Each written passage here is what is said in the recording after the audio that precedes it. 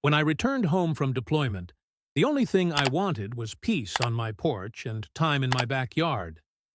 But instead of my deck and grass, I found strangers digging up a so-called community garden where my land used to be.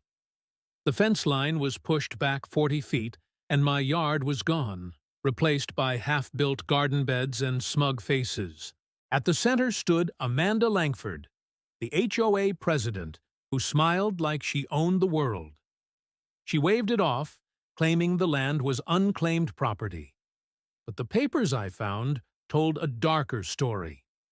Forged signatures, fake seals, and a deed showing my land sold for $1 while I was overseas.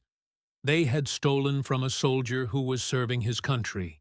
I called my lawyer, Curtis, and we built a case, brick by brick. Fraud, forgery, and theft stacked against Amanda. In court, she walked in confident, dressed sharp, her chin high like she was untouchable. But the judge, a former Marine himself, was not impressed.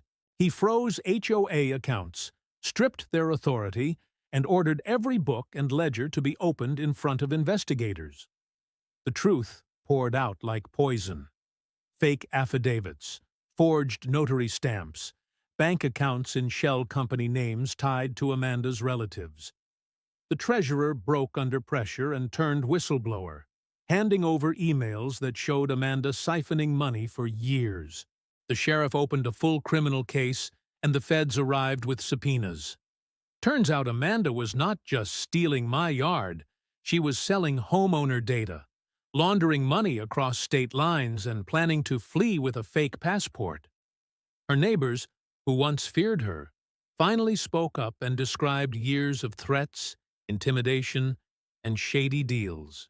The night before her escape, she was caught at the airport by federal agents. Her face was pale and her arrogance gone. In federal court, I stood and delivered my victim statement. I told them she had not only stolen money and land, she had stolen trust and turned a community into a place of fear. The judge sentenced her to 24 years without parole and ordered restitution to every neighbor she had robbed. The HOA was dissolved forever and replaced with a volunteer council where meetings turned into potlucks and dues became donations. Amanda's house was seized and sold to a young family who filled it with laughter instead of schemes.